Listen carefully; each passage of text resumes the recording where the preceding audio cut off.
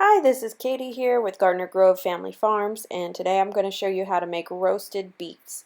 You'll probably get beets from week 3 or 4 through week 6. I think we're on 6 or 7, and I'm still getting a few every week, but that's great because I love them, and my husband will even eat them, even though he's not usually a huge fan of beets, but these are really good. If you haven't roasted beets before, you really have to try this because it's so easy, and it's my favorite way to enjoy beets in general.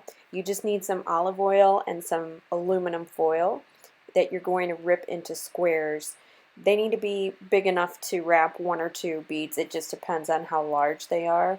So I'm getting a few pieces here, 1 for each beet that I have. And I'll note that all I did beforehand to prepare the beets was to rinse them off.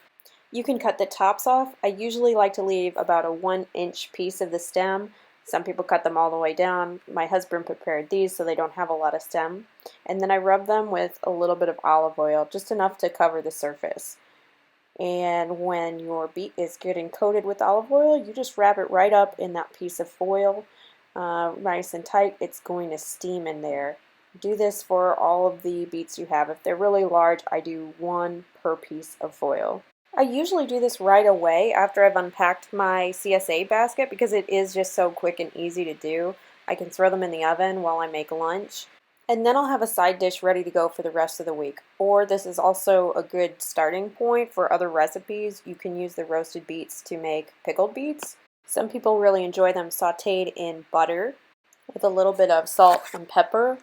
I really like them cold, plain, and diced. They make a great side dish, or I even take them to the pool as a snack. My toddler and I really love them as a picnic with some cold pieces of chicken breast or crackers or really any pool snacks that you happen to have. Cold beets are very refreshing on a hot summer day, and they're a little bit carby, so they'll keep you going. I also think roasted beets are not only delicious, but very beautiful when they're thinly sliced and put on top of a salad. And that's the way I'm going to show you how to fix them after I take them out of the oven. Now that I have these all covered in olive oil and wrapped up in foil, I just place them on a cookie sheet. If you have a baking dish, that would probably work also. And I have my oven preheated to 400 degrees.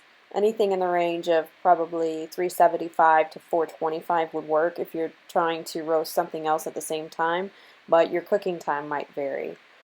Also, if these are particularly large, that can add about 10 or 15 minutes onto your cooking time, but don't worry, we're just going to test them with a fork. It's a no-brainer.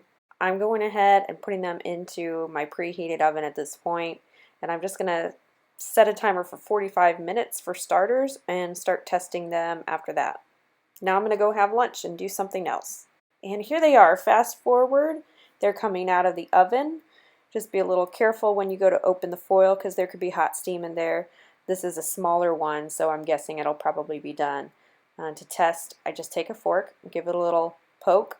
The fork should sink in really easily if they're done. If it takes a lot of pressure, they're not done yet, so just put them back in the oven.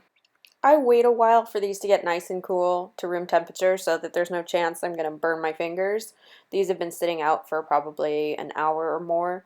And if you're really worried about staining your chopping board, you can use a silicone mat. This is a toddler placemat that I just happen to have around, but they won't permanently stain your chopping board. You can also wear gloves if you're worried about turning your fingers red. I am not worried about that too much because it rinses off eventually. Just going to show you the way I prepare these. Once they're cool, I remove the top if you left a few inches of the stem on, which is what I usually do, but that pops right off. And you can see here the skin will peel off very easily after the beets are cooked. This is true of boiled beets too, but the roasted beets I think have a better flavor.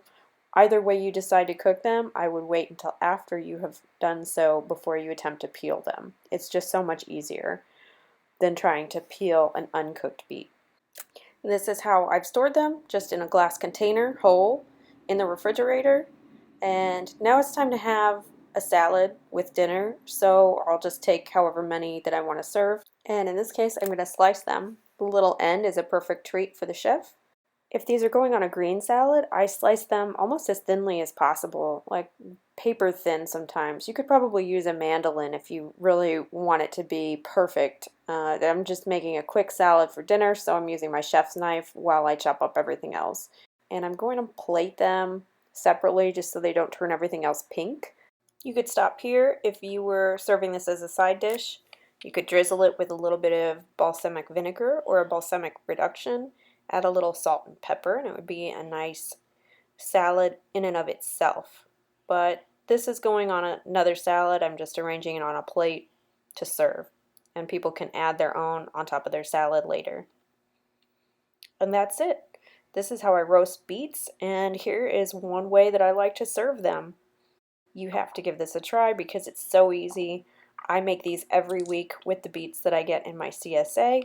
I keep them in a container and we eat them all summer long as a side dish with all of the other things. So I really hope you give these a try soon and that you enjoy roasted beets as much as I do.